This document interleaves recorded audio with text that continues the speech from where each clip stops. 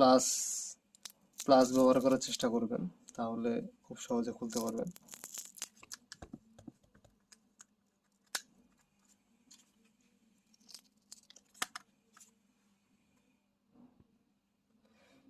তো আসলে এটি খুব ভালোভাবে ট্যাপ দিয়ে লাগানো আছে।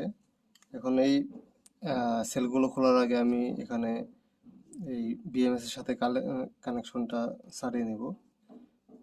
তো বিএমএসটে যেখানে আছে সেখানে থাকবে। সো ডান সাইডে দেখতে পাচ্ছেন সিলভার কালার, আর বাম সাইডে সিলভার, ওকে, ডান সাইডে হলো গোল্ডেন কালার। এটা মনে হচ্ছে প্লাস, এটা মনে হচ্ছে মাইনাস, যাই হোক। তো আমি সোল্ডারিং গুলো সারিয়ে নেব।